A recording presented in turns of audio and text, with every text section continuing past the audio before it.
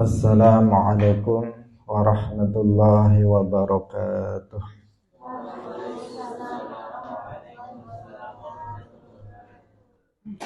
Alhamdulillahi rabbil alamin. Lahun ni'matu wa lahul fadlu wa lahul thana'ul hasan. Wassalawatullahil barrir rahim wal malaikatil muqarrabin ala sayyidina wa maulana Muhammadin wa ala alihi wa ashabihi at-tayyibin at-tahirin. Allahumma la sahla illa ma ja'altahu sahla wa anta taj'alul hazna idza syi'ta sahla.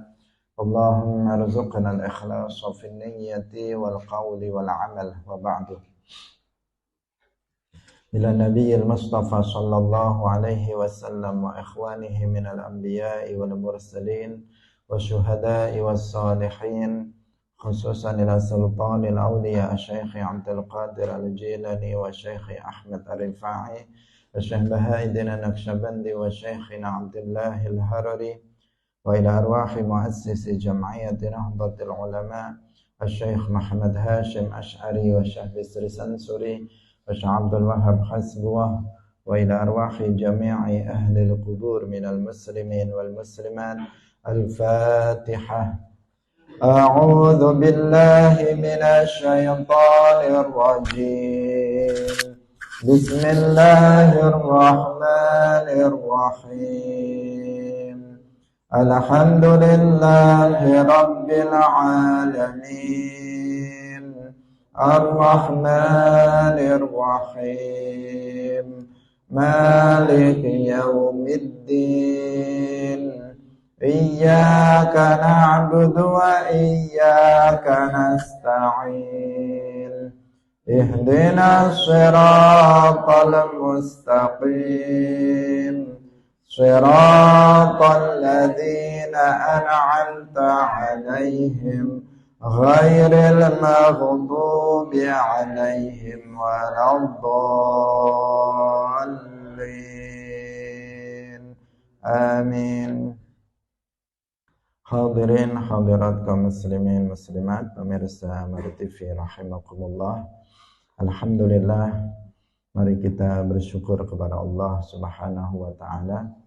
Pagi hari ini Allah Subhanahu wa taala masih melimpahkan nikmat-nikmatnya kepada kita semuanya, nikmat yang sangat banyak yang memberikannya bukan merupakan kewajiban bagi Allah Subhanahu wa taala, tetapi semata-mata fadlun minallah, semata-mata karunia dan anugerah dari Allah Subhanahu wa ta'ala.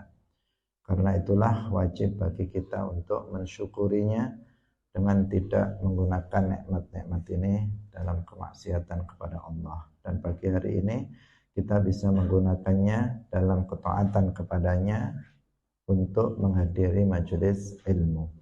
Semoga Allah memberikan keistiqomahan kepada kita semuanya. Amin ya rabbal alamin. Salawat dan salam semoga tetap terlimpahkan kepada Nabi Muhammad sallallahu alaihi wasallam, makhluk yang termulia secara mutlak, lebih mulia dari seluruh para nabi, lebih mulia dari seluruh para malaikat, lebih mulia dari Ka'bah, lebih mulia dari Arsy, lebih mulia dari semua makhluk. Nah, demikian juga untuk para sahabatnya, keluarganya, serta para pengikutnya dari kalangan umat Islam ila yaumil qiyamah. Hadirin rahimakumullah, mari kita melanjutkan pengajian kita pagi hari ini masih dalam Kitabul Buyu' Babur Riba. Mari kita ikhlaskan niat kita masing-masing. Kita ngaji bukan karena manusia, bukan untuk mencari pujian orang, tetapi untuk mencari ridha Allah Subhanahu wa ta'ala. Qala al-muallif rahimahullahu ta'ala wa an Abi Sa'id wa Abi Hurairah radhiyallahu anhuma anna Rasulullah sallallahu alaihi wasallam, sak temene Rasulullah sallallahu alaihi wasallam iku istamala gunakaken sapa Rasulullah rajulan ing wong lanang ala Khaybar ing atase Khaybar. Faja'ahu nuli teka sapa rajul ing Kanjeng Nabi bitamrin janibin, bitamrin kelawan kurma janibin kang bagus. Faqala nuli dawuh sapa Kanjeng Nabi, faqala nuli dawuh sapa Rasulullah sallallahu alaihi wasallam, akullu tamrin ana ta utawi saben-saben kurma, akullu tamri Khaybar ana ta utawi saben-saben kurma Khaybar iku hakaza kaya mengkene jenise.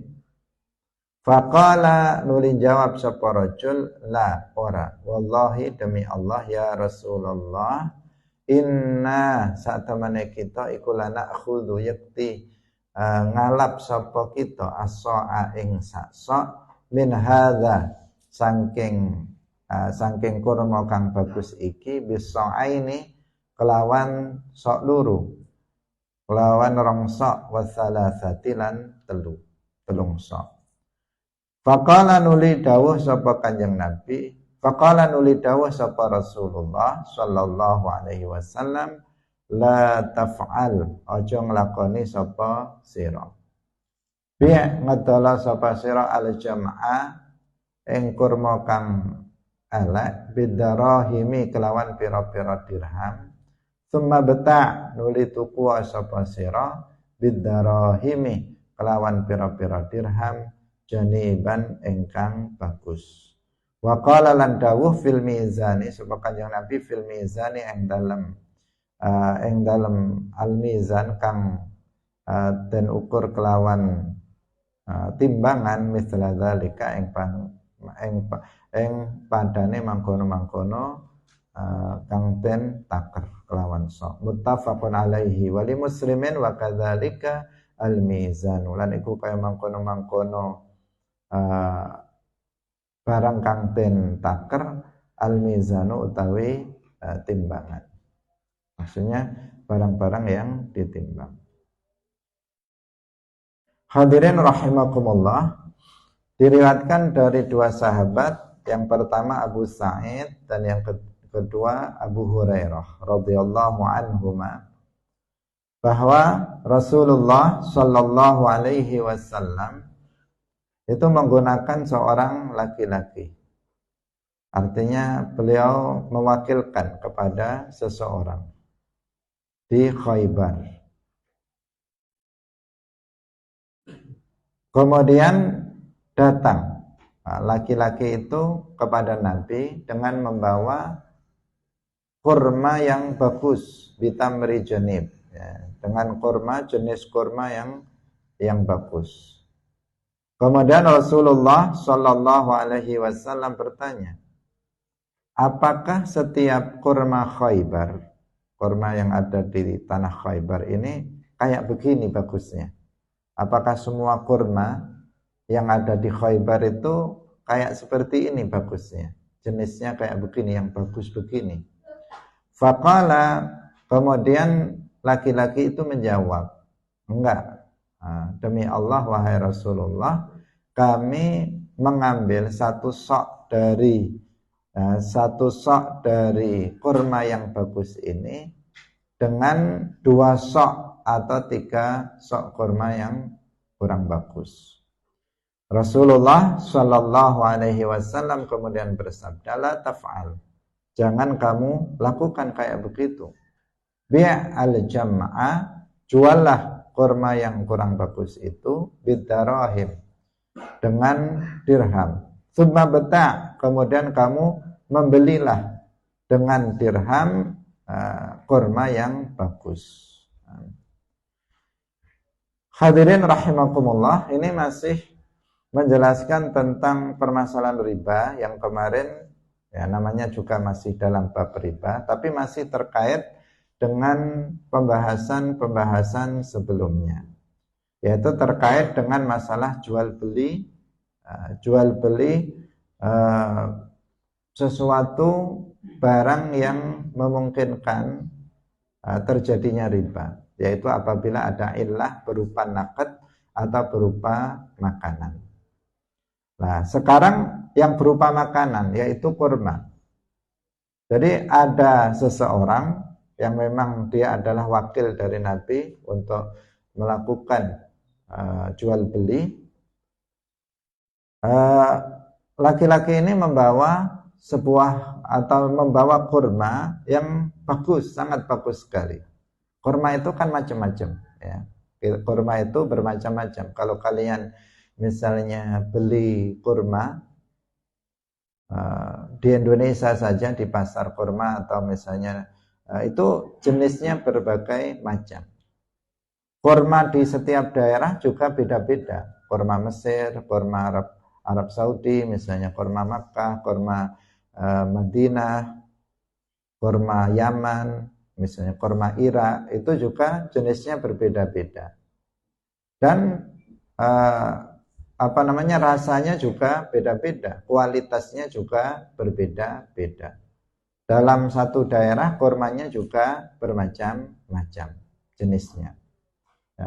Dan itu semuanya menunjukkan kemahakuasaan Allah Subhanahu wa ta'ala.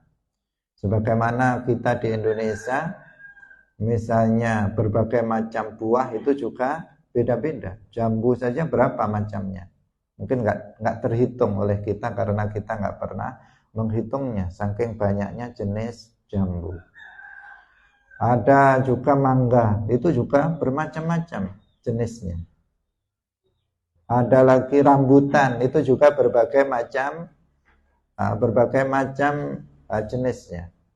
Durian yang kita suka itu juga macamnya macam-macam. Bahkan di tempat kita ini durian yang ditanam di sini misalnya dengan yang ditanam dengan desa sebelah atau kampung sebelah itu rasanya sudah beda. Sehingga terkadang durian itu saking banyaknya jenisnya sehingga dinamakan dengan nama daerahnya. Nama daerahnya. Ini misalnya durian kampung ini, itu durian kampung sana dan sebagainya. Itu semuanya menunjukkan kemahakuasaan Allah Subhanahu wa ta'ala. Bisa nggak sama rasanya, terkadang bentuknya juga berbeda-beda. Demikian juga makanan, misalnya padi juga macamnya banyak sekali, berbagai macam jenisnya. Jagung juga berbagai macam jenisnya. Kurma yang kita bicarakan ini juga berbagai macam jenisnya. Ini nanti untuk menjelaskan, penting kita untuk tahu bahwa ini memang jenisnya beda-beda, jenisnya berbeda-beda. Nah, dalam riwayat ini disebutkan bahwa laki-laki itu membawa kurma yang bagus, tamar janib, kurma yang bagus kepada Nabi. Kemudian Nabi bertanya, apa semua kurma Khaybar, Khaybar itu nama daerah, apakah semua kurma yang ada di Khaybar itu jenisnya kayak begini, bagus kayak begini kualitasnya? Kemudian laki-laki itu mengatakan, enggak wahai Rasulullah. Bahkan kami itu membeli satu sok kurma yang bagus ini dengan 2 sok kurma yang jenis lain yang kurang bagus, atau bahkan dengan 3 sok. Kamu perhatikan di sini sama-sama kurma. Jual kurma yang bagus dibeli dengan kurma yang tidak bagus dengan ukuran yang berbeda. Kurma yang bagus 1 sok, kurma yang kurang bagus 2 sok. Kamu perhatikan dengan pelajaran yang kemarin, pertama jenisnya sama, yaitu sama-sama kurma. Membeli kurma dengan kurma. Membeli kurma yang bagus dengan kurma yang kurang bagus. Kemudian Tentu saja ilahnya sama. Kalau jenisnya sama maka ilahnya sama, yaitu sama-sama mat'umat, sama-sama dia berupa makanan. Kemudian di sini ada tafadul, ada yang lebih dari sisi takaran, yang satu sok, yang satu 2 sok. Jika itu dilakukan, maka itu namanya riba apa? Ribal fadl. Terjadi ribal fadl, karena kalau sejenis itu harus tamatsul, harus mithlan bimithlin. Ukurannya, timbangannya harus waznan biwaznin. Kalau ditimbang harus sama timbangannya, kalau ditakar harus sama takarannya. Tetapi di sini berbeda yang dilakukan oleh orang ini. Sehingga ketika Nabi mendengar yang cerita itu, Nabi mengatakan la taf'al. Jangan kamu lakukan kayak begitu. Jangan kamu melakukan yang seperti itu riba, ribal fadl, nggak boleh, haram hukumnya melakukan transaksi jual beli kurma dengan kurma. Meskipun kurmanya itu apa? Tidak satu jenis. Perhatikan, meskipun kurmanya itu tidak satu jenis. Kalau misalnya di Indonesia itu padi, meskipun padinya itu tidak satu jenis, yang satu jenis padi yang bagus, yang satu jenis padi yang biasa, itu nggak boleh ada lebih di antara keduanya dalam jual beli. Kalau terjadi ada tafadhul, maka terjadi ribal fadl. Yang satu beras 64, yang satu beras apa misalnya. Saya bukan petani, jadinya nggak begitu paham jenis-jenis beras. Tahunya cuma makan aja, ada nasi dimakan, entah berasnya apa, nggak peduli. Jadi yang jelas yang kita tahu macamnya beda-beda ya, macamnya beda-beda. Itu meskipun beda harganya, kalau dibeli dengan misalnya dengan uang itu pun harganya beda, tetapi kalau yang dilakukan itu adalah jual beli sejenis, maka itu tidak boleh jika ada tafadhul. Jika ada yang lebih dari sisi timbangannya atau dari sisi takarannya, seperti yang dilakukan di sini. Kurma janib yang bagus itu dibeli dengan kurma jamak, yang di sini namanya al-jam'ah, kurma yang kurang bagus 2 sok, 1 sok dibeli 2 sok atau 3 sok. Ini namanya ribal fadl, tidak diperbolehkan. Terus makhrajnya apa? Solusinya apa? Padahal kita pengen kurma yang bagus, kita punya kurma yang kurang bagus. Kita ingin makan kurma yang bagus. Terus solusinya bagaimana? Jalan keluarnya bagaimana? Makhrajnya itu bagaimana? Nabi mengajarinya. Nabi mengajari laki-laki itu. Caranya begini. Kalau kita punya kurma yang kurang bagus, pengen yang bagus. Kita punya beras yang kurang bagus, pengen makan yang bagus, misalnya. Perbandingannya ini. Nah, Nabi mengajari tata caranya. Pertama kamu jual kurma yang bagus ini dengan dirham. Jadi kamu jual dengan dirham. Kemudian dengan dirham itu kamu beli kurma yang begini, kok keliru ya. Kurma yang buruk tadi al-jamaah, yang punya kita kan kurma yang kurang baik kualitasnya. Nah, kamu jual dulu kurma yang kurang bagus itu, kamu jual dengan dirham. Nah, setelah kamu jual dengan dirham, kamu kan punya dirham sekarang. Nah, kamu dengan dirham itu kamu beli kurma yang bagus. Nah, caranya begitu biar nggak ada riba. Jadi kamu jual dulu. Misalnya kalau beras yang kurang bagus kamu jual, kamu dapat uang. Nah, uang itu kamu beli beras yang bagus. Ya, di situ tidak ada riba. Kenapa? Karena apa? Kenapa? Karena beda jenis, beda ilah. Nah, dirham dia perak, ya kan? Dirham perak naked. Kemudian kurma itu adalah mat'umat. Jenisnya beda, ilahnya beda. Kalau jenisnya beda dan ilahnya beda, ada riba apa enggak? Enggak ada riba.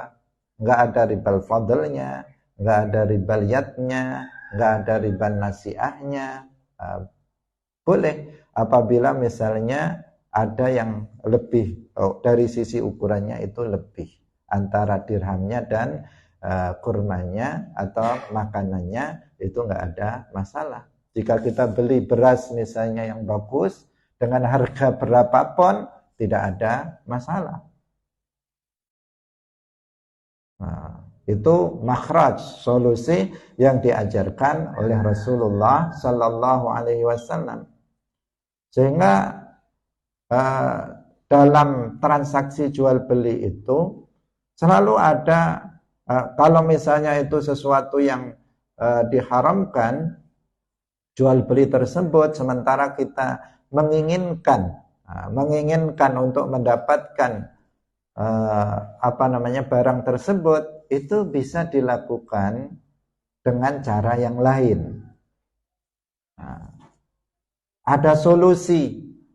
Bukan berarti ketika kita bilang ini haram, udah mandek, berarti nggak bisa lagi kita makan kurma yang bagus misalnya. Enggak, masih ada jalan untuk bisa mendapatkannya dengan cara yang halal. Itu.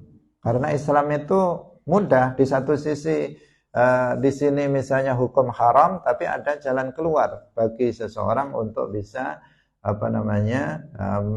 tetap melakukan transaksi yang lain dengan cara yang lain, yang itu hukumnya adalah halal.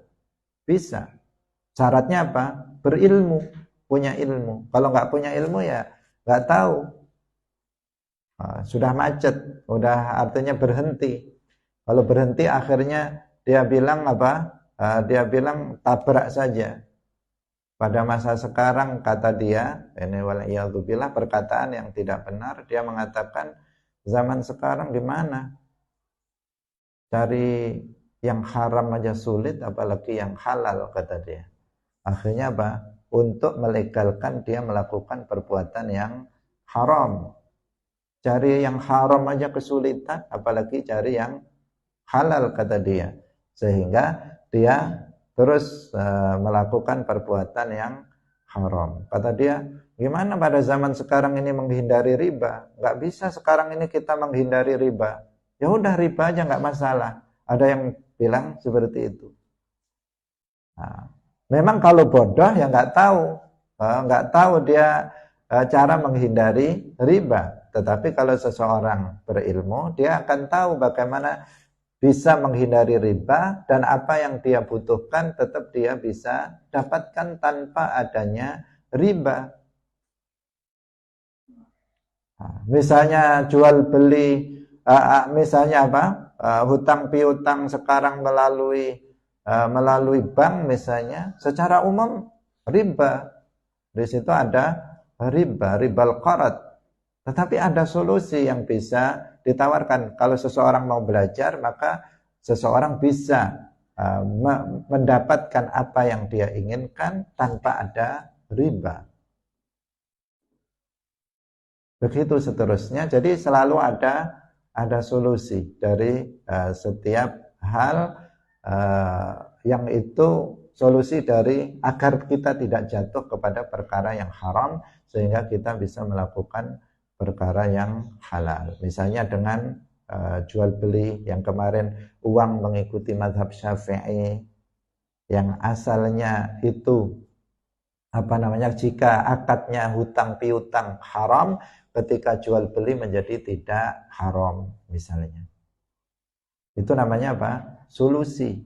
Nah, solusi yang bisa dilakukan, dan banyak sekali. Ada yang sebagian disebut sebagai khilah syar'iyah. Jadi cara seakan semacam mengakali, tetapi itu tidak sesuai dengan tetapi itu tidak bertentangan dengan syarak, dibolehkan secara syarak. Misalnya seseorang nggak boleh jual beli darah, tidak boleh. Sementara dia sakit membutuhkan darah. Apakah kemudian kita biarkan aja dia mati? Nggak usah dikasih darah, jual beli darah juga nggak boleh, mau juga jual juga nggak boleh.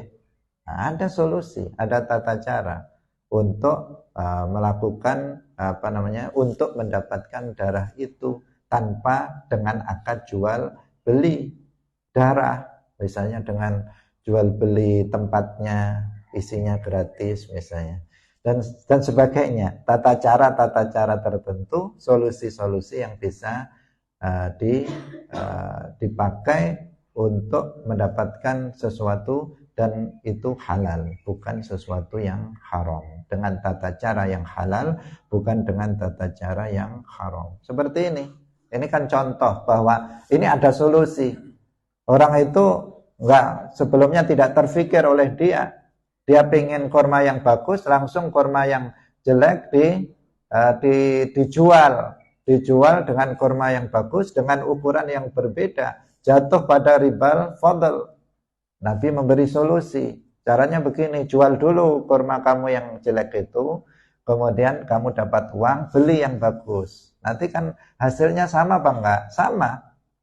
Hasilnya sama. Misalnya kamu jual 2 sok kurma.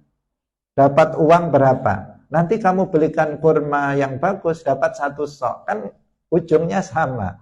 Ujungnya sama karena harganya kan beda, kan? Kurma yang jelek dengan kurma yang bagus tentu harganya beda. Ketika kamu jual misalnya 3 sok kurma yang jelek, dapat misalnya 2 dirham, kemudian kamu beli kurma 1 sok, harganya 2 dirham. Sama 1 sok dengan 2 sok dari sisi nilainya.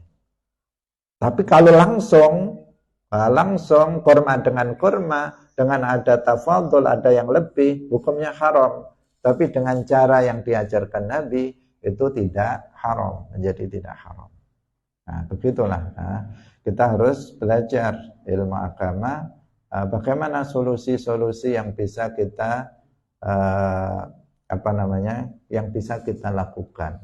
Jadi bukan, sekali lagi yang ditegaskan, solusinya itu bukan menghalalkan yang haram, bukan menghalalkan yang haram.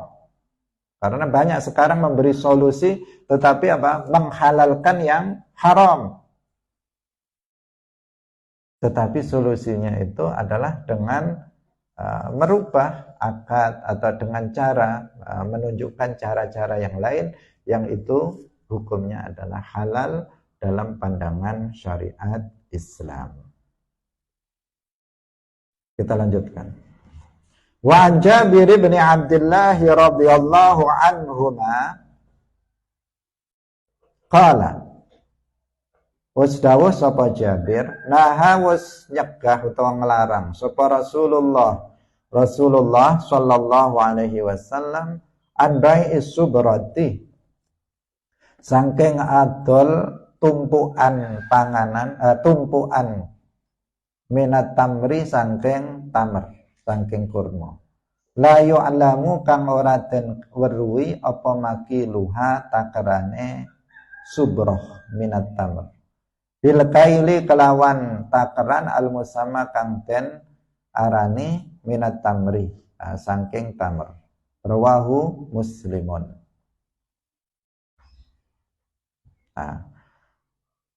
Rasulullah Shallallahu Alaihi Wasallam dalam hadis ini, hadis yang diriwayatkan oleh Jabir ibn Abdullah, beliau melarang menjual subroh minat tamer. Subroh minat tamer itu tumpukan kurma, tumpukan kurma yang banyak, yang nggak diketahui ini takarannya berapa ini, berapa mud, berapa sok, itu nggak diketahui, majhul, tidak diketahui takarannya. La yu'lamu makiluha, yang tidak diketahui takarannya berapa ini, berapa kilo atau berapa sok, berapa mud tidak diketahui, la yu'lam. Bil kaili, dengan bil kailil musamma minat tamr, dengan tamr yang lain yang diketahui ukurannya. Ini tidak diperbolehkan. Ini juga ada unsur kemungkinan besar adanya tafadul di antara keduanya. Kan harus mislan bimislin. Jadi kedua belah pihak itu yang diperjualbelikan kurma yang satu dengan kurma yang kedua itu harus waznan biwaznin maslan bimislin. Ukurannya itu harus diketahui. Ini 1 sok, ini 1 sok, ini 2 sok, ini 2 sok, ini 1 kilo, ini 1 kilo. Itu harus yu'lam, harus diketahui.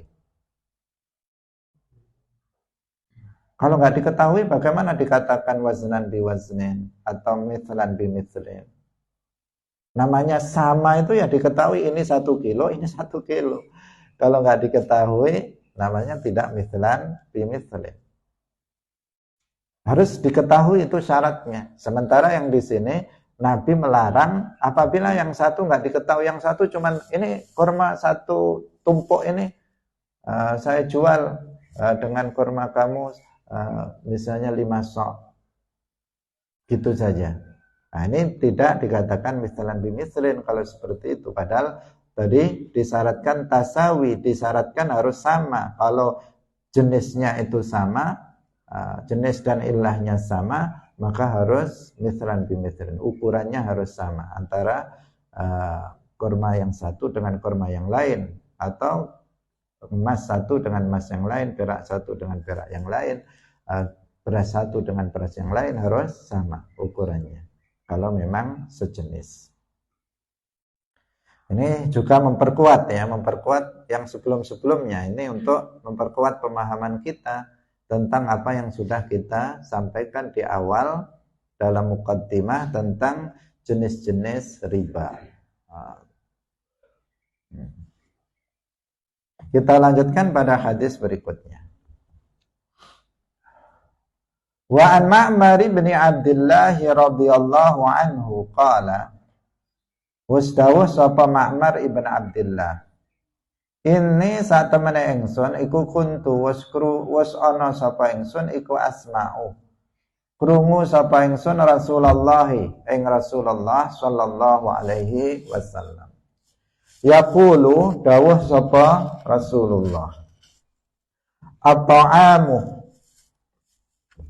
utawi panganan, bita'ami kelawan panganan iku mislan bimithlin. Kelawan ya podo kelawan podo, artinya yang tadi itu waznan biwaznin, mithlan bimithlin, artinya ukurannya itu harus sama. Ukuran itu tergantung pada barangnya. Kan ada sebagian barang itu menjualnya dengan pakai takaran. Meskipun sekarang takaran itu sudah hampir punah ya, kalau di daerah kita ya, khususnya itu takaran itu sudah hampir punah, sehingga semuanya menggunakan timbangan rata-rata di daerah kita. Misalnya beras pakai timbangan. Kalau dulu kayak beras, jagung itu kan pakai takaran. Nah, sekarang pakai timbangan. Emas, perak itu juga pakai timbangan. Bahan-bahan makanan di tempat kita juga sekarang memakai timbangan, tidak memakai takaran. Nah, takaran itu kalau di sekarang kan dulu itu kan ya ukuran sok mud itu namanya takaran, segini misalnya, segini, ini namanya takaran. 1 mud misalnya, 4 mud sama dengan 1 sok, itu namanya takaran, kail. Nah, sekarang rata-rata semuanya pakai timbangan, bahkan telur pun pakai timbangan. Kalau dulu kan pakai bijian, berapa biji itu telur, buah itu juga pakai biji. Biji maksudnya beli misalnya mangga 10 biji misalnya. Sekarang ditimbang juga. Jadi rata-rata sekarang menggunakan timbangan. Itu yang dimaksud bahwa apapun yang digunakan dari sisi ukurannya, apakah itu timbangan, apakah itu takaran, apakah itu hitungan, itu kalau makanan dengan makanan maka harus mislan bimislin. Nah ini at-ta'amu bit-ta'am mislan bimislin. Ta'am yang dimaksud di sini adalah segala jenis makanan.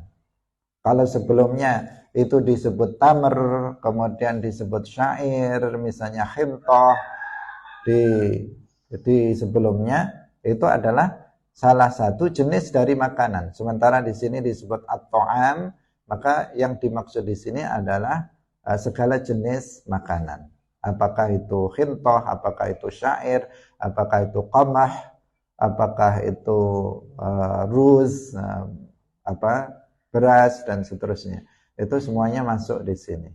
At-ta'am bit-ta'am mislan bimithlin. Wa kana lan ana apa ta'amuna panganan kita yauma idzin ing dalam dina iki iku asyair.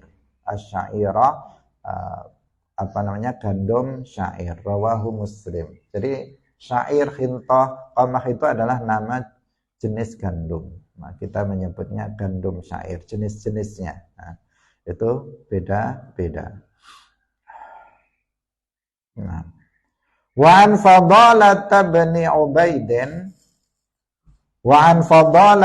Ubaidin lan saking Fadalah ibn Ubaid radhiyallahu anhu qala dawuh sapa Fadalah ishtaraitu wastuku sapa ingsun yauma Khaybara ing dalem dinane Khaybar qiladatan ing kalung bisnai asyara kelawan rolas apane dinaran dinari fiha iku ing dalem qiladah zahabun utawi emas wa kharazun lan permata fa fasaltuha nuli misah sapa ingsun ing qiladah fawajadtu nuli nemu sapa ingsun fiha ing dalam qiladah aksara ingkang luweh akeh minasnai asyara saking rolas apane dinaron dinari. Fadzakartu nuli nutur sapa ingsun dalika ing mangkono-mangkono iku lin nabiyyi maring Kanjeng Nabi sallallahu alaihi wasallam faqala nuli dawuh sapa Kanjeng Nabi la tuba'u ora dendol apa qiladah hatta tufsala sehingga den pisah apa qiladah. Hadirin rahimakumullah, sekarang kita bicara tentang masalah emas kalau sekarang ya. Kalau tadi kita bicara tentang makanan, sebelumnya juga sudah emas sudah, tetapi ini kasus yang berbeda. Diriwayatkan dari Fadalah ibn Ubaid radhiyallahu anhu, beliau mengatakan, aku telah membeli pada hari Khaybar, waktu perang Khaybar, ya, membeli sebuah kalung seharga 12 dinar. Dinar itu uang emas. Jadi di sini qiladah itu apa? Emas. Kalung, ya, kalung emas. Kemudian dengan 12 dinar. Dinar itu apa? Emas juga. Nah, jadi emas dengan emas. Fiha, di mana dalam qiladah itu, dalam kalung itu, di situ bukan hanya ada emas saja, tetapi juga ada permatanya. Nah, bisa permata atau yang lainnya. Kalau sekarang ya, sekarang kalau orang ada kalung atau misalnya cincin atau misalnya gelang, terkadang dia tidak murni emas, tetapi ada mutiaranya. Misalnya di bagian itu dicampur dengan mutiara, permata, intan, berlian, misalnya itu ada. Yang terkadang dia lebih mahal dari emasnya. Jadi permatanya itu atau intan berliannya itu lebih mahal dari emasnya. Ada di situ. Nah, kalau yang naked kan emas. Nah, kalau selain itu meskipun harganya lebih mahal, itu tidak masuk dalam naked. Nah, sahabat ini mengatakan, aku membeli sebuah gelang pada perang Khaybar dengan harga 12 dinar. Nah, di situ dalam gelang itu selain emas ada permatanya. Kemudian aku memisahkan, jadi sudah dibeli nih, sudah dibeli, harganya 12 dinar. Setelah itu aku pisahkan antara gelang emasnya, emas dengan permatanya dipisah. Fawajadtu fiha, kemudian aku dapati itu lebih dari 12 dinar. Kalau dipisah, misalnya emasnya dijual sendiri, permatanya dijual sendiri, ini harganya lebih dari 12 dinar. Jadi nilainya lebih dari 12 dinar. Itu bagaimana? Disampaikan kepada Rasulullah Shallallahu Alaihi Wasallam, Nabi bersabda, la tuba'u hatta tufsala. Jadi itu tidak boleh dijual sampai dipisah. Nah, biar di sini nanti nggak bercampur, nggak ada lebihan di situ. Karena jika tadi ada permatanya, berarti di situ ada lebihan dari 12 dinar. Sehingga kalau jual yang seperti itu, misalnya emas ada permatanya, maka itu dipisahkan. Atau dipisahkan itu bisa benar-benar dipisah, atau dikatakan ini emasnya sekian, permatanya sekian. Artinya penjualannya itu dihargai yang berbeda antara emas dan yang lain. Nah, yang lain itu bisa tadi itu permata, bisa intan, bisa berlian, atau yang lain-lain, benda-benda berharga yang lainnya, karena jenisnya sangat banyak sekali. Itu ya tata caranya. Cara menjualnya, emas yang bercampur dengan benda lain, itu cara menjualnya yaitu dengan dipisah terlebih dahulu baru dijual, bukan langsung misalnya gelang itu harganya sekian, enggak, tetapi gelangnya sekian kemudian permatanya sekian, atau dipisah dulu di antara keduanya. Rawahu Muslim. Wa an Samurah bin Jundub, kita lanjutkan. Wa an Samurah bin Jundub radhiyallahu anhu, anna Nabiyya sallallahu alaihi wasallam, saat temene Kanjeng Nabi sallallahu alaihi wasallam iku naha nyegah utawa nglarang sapa Kanjeng Nabi an bai'il hayawani, saking adol kewan, bil hayawani kelawan kewan. Maksudnya kewan kang urip, bil hayawani kelawan kewan kang urip, nasi'atan kelawan nasi'ah. Nasi'ah berarti diakhirkan pembayarannya. Rawahul khamsatu wa sahahahu Tirmidzi wa Ibnu al-Jarud. Nasi'ah itu takhir, seperti yang kemarin kita bilang tentang tentang riba nasi'ah atau nasa, yaitu apabila ada syarat mengakhirkan pembayaran. Itu namanya riba nasi'ah. Itu terjadi bila misalnya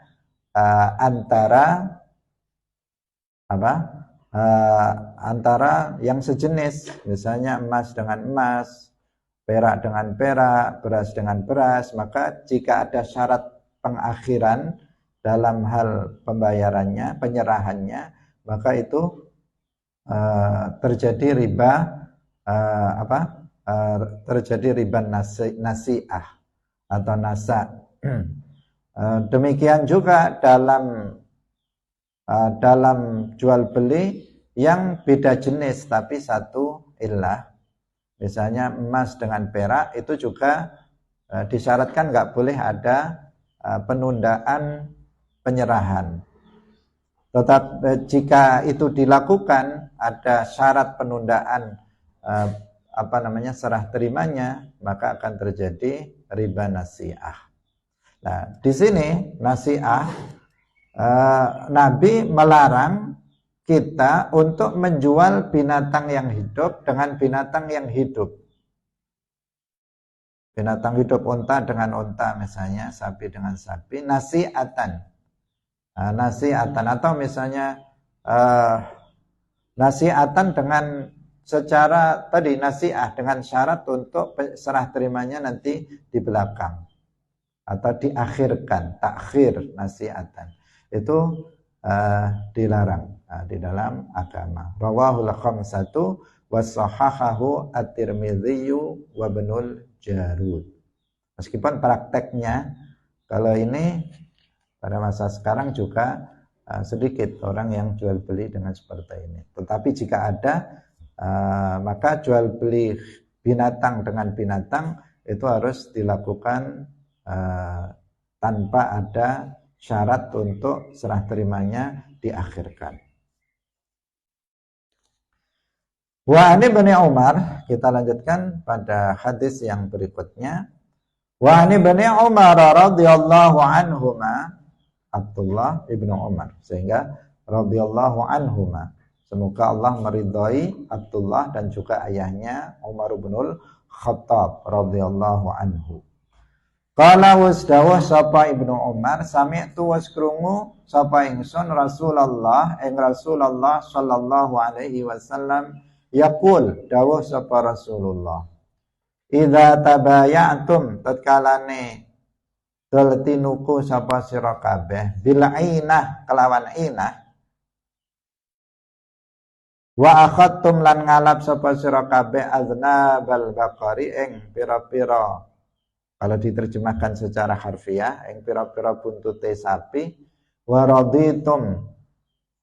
Tetapi maksudnya di sini adalah menyibukkan diri dalam urusan duniawi dan meninggalkan jihad, itu yang dimaksud. Wa raditum lan ridha sapa sira kabeh bizar'i kelawan bercocok tanam atau bertani, wa taraktum lan ninggal sapa sira kabeh al jihada ing jihad. Sallata mongko nguasaaken sapa Allah Gusti Allah alaikum ing atase sira kabeh zullan ing ino la yanzi'uhu kang ora nyabut ing zullan hatta tarji'u sapa Allah ing zullan hatta tarji'u sehingga bali sapa sira kabeh ila dinikum maring agama sira kabeh, maksudnya maring syariat Allah. Rawahu Abu Dawud min riwayati Nafi'in anhu wa fi isnadihi maqal wa li Ahmad nahwuh min riwayati Ata'in wa rijaluhu thiqatun wa sahahahu Ibnul Qattan.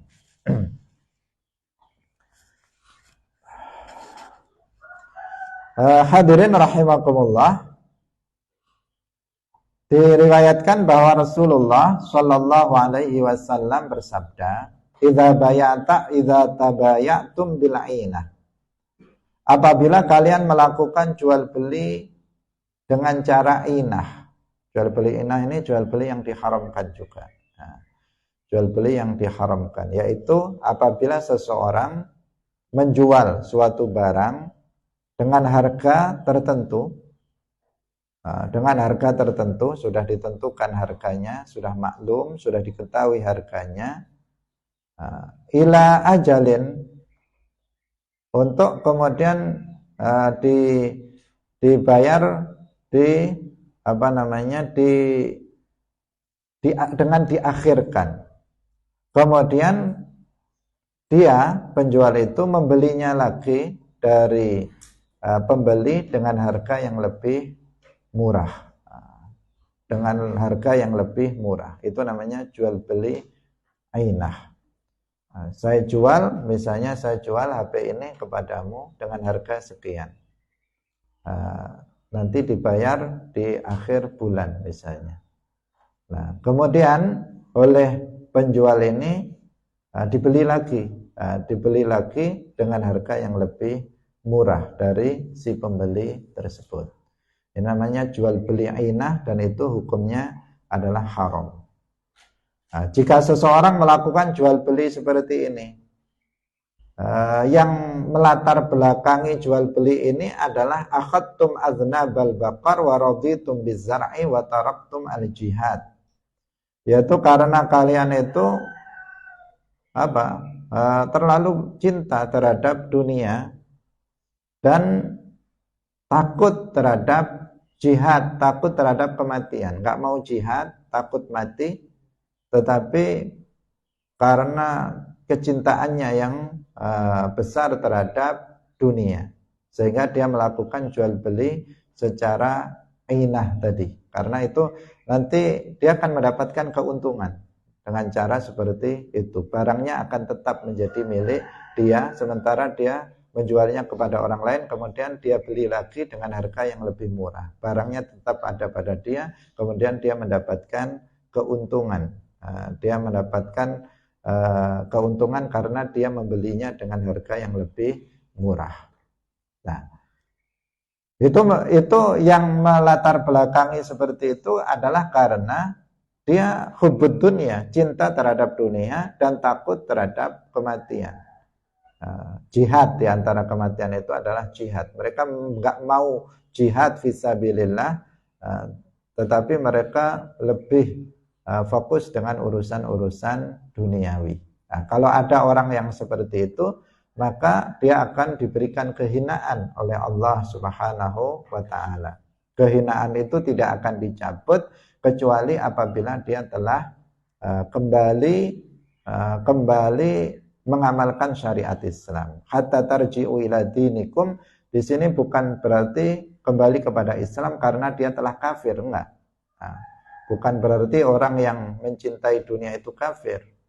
Tetapi yang dimaksud hatta tarji'u ila dinikum yaitu hatta taltazimu syara'allah. Sampai kalian itu menetapi mengamalkan syariat Allah Subhanahu wa taala. Dan ini adalah penyakit umat Islam belakangan ini di akhir zaman. Seperti pada masa sekarang ini, kebanyakan kita itu adalah ada hubbud dunia di dalam hatinya dan takut terhadap kematian. Artinya kalau disuruh jihad ya nggak mau. Kita pada umumnya seperti itu, dan karena kesibukan kita dalam mencintai dunia, sehingga yang hari-hari yang yang difikirkan adalah bagaimana mendapatkan dunia sebanyak-banyaknya, bagaimana mengumpulkan harta, benda, kekayaan sebanyak-banyaknya. Tetapi mereka nggak berpikir tentang jihad, apakah jihad secara fisik, apalagi demikian juga jihad bil bayan, dalam membantu dakwah ini adalah jihad, mengajarkan ilmu-ilmu agama adalah jihad. Mereka memilih sibuk dengan mengumpulkan harta benda untuk kesenangan dia dan keluarganya tanpa berpikir tentang agama. Orang yang seperti itu akan dihinakan oleh Allah Subhanahu wa taala. Hadirin rahimakumullah, waktu sudah habis. Insyaallah tentang masalah ini akan kita jelaskan kembali pada pertemuan berikutnya. Demikian juga pada bagian akhir dari bab riba, hadis-hadis bagian akhir dari bab riba. Barakallahu fikum, wallahu muwaffiq ila aqwamit thariq. Wassalamualaikum warahmatullahi wabarakatuh. La ilaha illallah. Allahumma salli ala sayyidina Muhammad wa ala alihi wa sahbihi wa sallim. Rabbi ghfirli wa liwalidayya wa lil mu'minina wal mu'minat.